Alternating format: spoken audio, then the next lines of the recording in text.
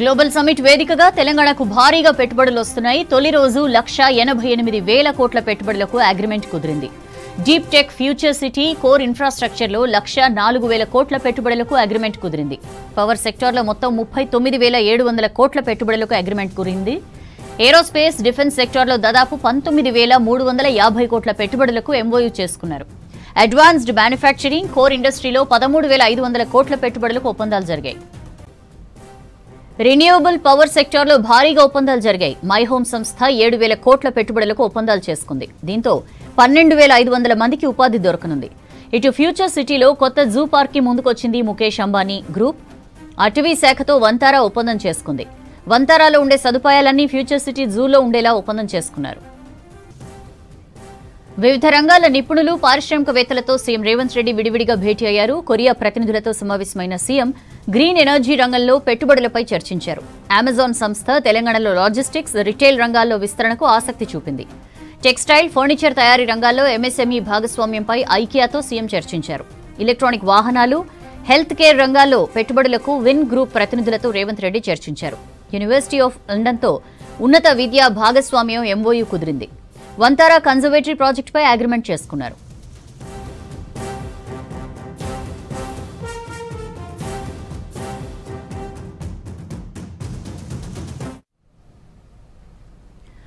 Telangana rising unstoppable అన్నారు CM. కొత్త లక్ష్యాలు నిర్దేశించుకుని ముందుకెళ్తున్నామని చెప్పారు. పారిశ్రామికవేత్తలు, ఆర్థికవేత్తల ఆలోచనలను స్వీకరిస్తామని చెప్పారు. భారత్ ఫ్యూచర్ సిటీలో 2 రోజుల పాటు జరిగే గ్లోబల్ సమిట్ అట్టహాసంగా ప్రారంభమైంది. గవర్నర్ జిష్ణుదేవ్ వర్మ కార్యక్రమాన్ని ప్రారంభించారు. తెలంగాణ అన్ని రంగాల్లో అభివృద్ధి సాధిస్తుందన్నారు governor.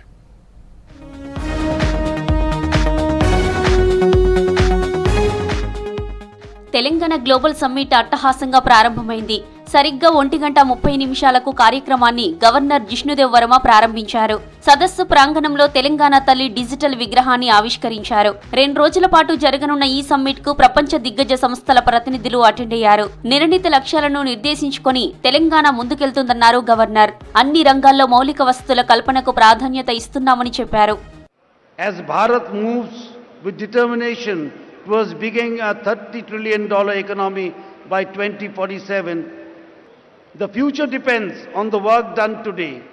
Telangana's expanding infrastructure, airports, renewable energy, transport, networks and smart zoning is shaping a modern state aimed at reaching a $3 trillion goal.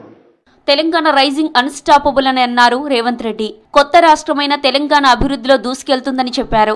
2047 నాటికి సరికొత్త లక్ష్యాలను నిర్దేశించుకొని ముందుకెళ్తున్నామని చెప్పారు. పారిశ్రామికవేత్తలు, ఆర్థికవేత్తల నుంచి ఆలోచనలు స్వీకరిస్తున్నామన్న సీఎం దేశ జీడీపీలో తెలంగాణ వాటా 10% ఉండాలన్నదే తమ ఆశయమన్నారు.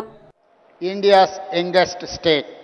After 10 years, we are now trying to become India's most developed state and one of the best in the world. We want to become a $3 trillion economy by 2047. We comprise around 2.9% of Indian population, but contribute around 5% of national GDP. By 2047, I want to contribute 10% of Indian GDP. లక్ష్యం పెద్దదైనప్పటికీ కష్టపడి సాధిస్తామనే నమ్మకం మాకుందన్నారు CM Revanth. అందరి సహకారంతో లక్ష్యాన్ని అందుకుంటామని చెప్పారు. ఏ రాష్ట్రం చేయని విధంగా రాష్ట్రాన్ని 3 విభాగాలుగా విభజించామని, వాటిని సేవ, తయారీ, వ్యవసాయ రంగాలకు కేటాయించామని చెప్పారు. క్యూర్, ప్యూర్, రేర్ జోన్లుగా పిలుచుకుంటామన్నారు. చైనాలోని గ్వాంగ్డాంగ్ ప్రావిన్స్ పూర్తిగా ముందుకెళ్తున్నామని చెప్పారు.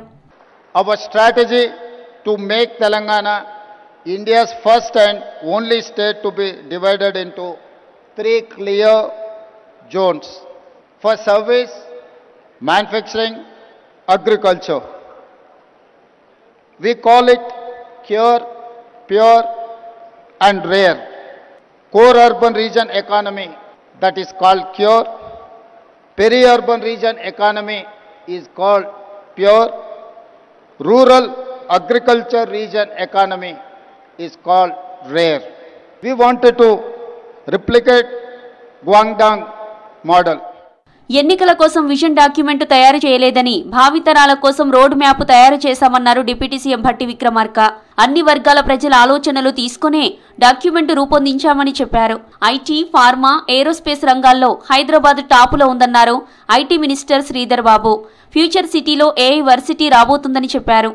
A vision not just for the next year or the next election cycle, but for 2047. This was not a document written in a closed room. It has been a participatory, bottom-up process shaped by consultations, by sectoral experts, by feedback from civil society, and it is a living, a dynamic document. This is a platform where innovation will meet infrastructure. This is a platform where our local talent will meet the global opportunities. As a strong pharma hub and also as a vaccine capital, showcasing Telangana's blueprint, this city will be the most advanced urban innovation ecosystem. And we will be building AI city, will be the Telangana AI Innovation Hub. Hyderabad దేశానికి అతిపెద్ద ఆర్థిక కేంద్రమన్నారు Kishan Reddy. IT, pharma రంగాల్లో Hyderabad top లో ఉందన్నారు. రాష్ట్రాల మధ్య healthy competition ఉండాలని చెప్పారు. తెలంగాణ అభివృద్ధికి కేంద్రం కృషి చేస్తుందన్నారు కిషన్ రెడ్డి. 2047 నాటికి భారత అభివృద్ధిలో తెలంగాణ పాత్ర అతి పెద్దదిగా ఉండాలని ఆకాంక్షించారు. Such healthy competition raises standards, accelerates reforms and ensure better outcomes for citizens. I strongly believe that the summit will be send a message to the world that Hyderabad and Telangana develop, then India will also see tremendous rise. అభివృద్ధి, పెట్టుబడుల విషయంలో బెంగళూరుతో హైదరాబాద్ నగరం పోటీ పడుతుందన్నారు Karnataka deputy CM DK Shivakumar. 2 మహానగరాలు ప్రపంచంతో పోటీ పడుతున్నాయని చెప్పారు. తర్వాతి తరానికి ఏం కావాలో ఈ ప్రభుత్వం ఆలోచిస్తుందని చెప్పారు. Telangana government has crossed 2 years mark. On the 2 years mark of this government, Telangana government is moving ahead. I thought that Telangana is competing with Bangalore and Karnataka. I could see that Telangana is not competing with Bangalore. It is competing globally on an international market. I always tell one thing, joining together is the beginning. Thinking together is the progress. All of you working together will be the success. I hope this vision document of whatever you are planning for the next generation will take a very big beginning. 2 రోజుల సమ్మిట్లో 27 ప్రత్యేక సెషన్లలో technology, health care, energy, ఆర్థిక అభివృద్ధి వంటి 15 ప్రధాన రంగాల్లో చర్చలు నిర్వహిస్తారు. రేపు తెలంగాణ రైజింగ్ విజన్ డాక్యుమెంట్ను ప్రభుత్వం విడుదల చేయనుంది. ముగింపు వేడుకలను అట్టహాసంగా నిర్వహించనుంది. అతిపెద్ద డ్రోన్ షోతో గిన్నిస్ రికార్డుకు ప్రయత్నిస్తోంది. గ్లోబల్ సమ్మిట్ వేదికగా తెలంగాణకు భారీ పెట్టుబడులు వస్తున్నాయి. 3 ఏళ్లలో 10,000 కోట్ల పెట్టుబడులకు అదానీ పోర్ట్స్ అండ్ సెజ్ ప్రకటించింది. 10 ఏళ్లలో 1,00,000 కోట్ల పెట్టుబడులకు ట్రంప్ అండ్ టెక్నాలజీస్ సంస్థ ప్రకటించింది. ఇటు విద్యుత్ శాఖలో భారీ ఒప్పందాలు కుదిరాయి. ఒకే రోజు 2 లక్షల కోట్ల పెట్టుబడులకు ఒప్పందాలు జరిగాయి. తెలంగాణ రాష్ట్రం ప్రత్యేక విజన్ దిశగా ముందుకు వెళుతుందన్నారు నోబెల్ శాంతి బహుమతి గ్రహీత కైలాష్ సత్యార్థి. ఇండియాలో పెట్టుబడులు పెడుతున్నారంటే శాంతి భద్రతలే ప్రధాన కారణమన్నారు. సమ్మిట్కి వచ్చిన వివిధ రంగాల ప్రముఖులే రాష్ట్ర అభివృద్ధికి దోహదపడతారన్నారు. What an impressive gathering.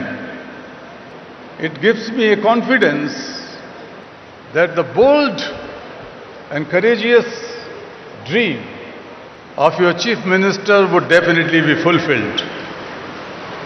I tell you, when I see your faces, I could feel an assurance inside me that you are not only capable to shape a new Telangana and make the Vision Telangana a great success.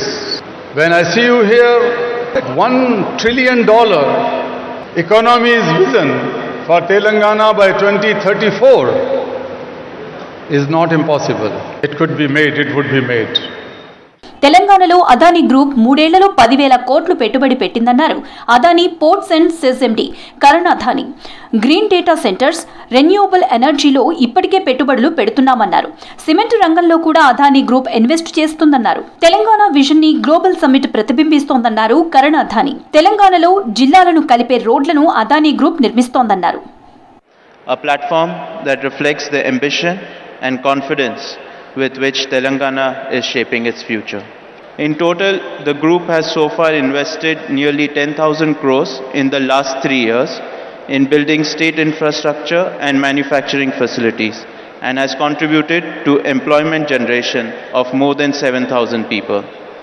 And we look forward to doing many more projects in the state.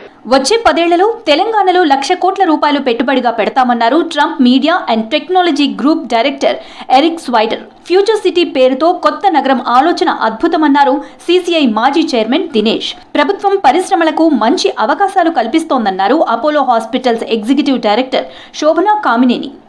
Capital will flow like water to the easiest place it can find to flow to.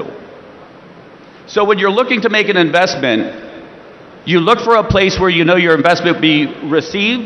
Is that the Honorable Chief Minister has made it absolutely clear that our capital will be welcome here and that he is open for business and that this is a place that is on the rise.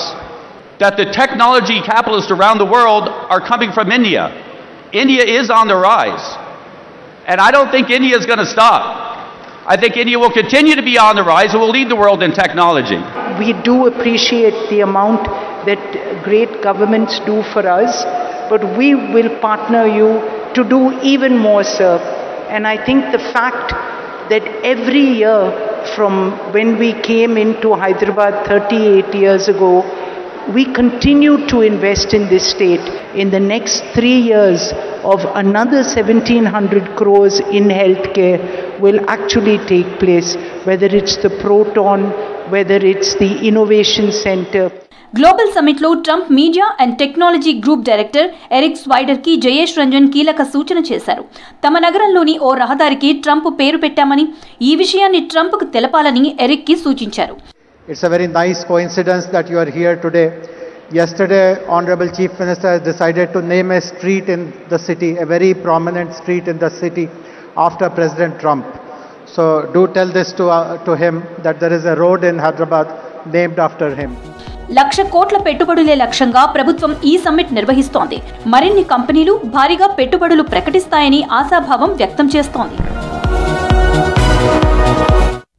Energy, defence, aerospace, gig workers, TOMCOM రంగాల్లో panel discussions జరిగాయి. ఇందులో భాగంగా భారీ పెట్టుబడులకు కంపెనీలు అంగీకారం తెలిపాయి.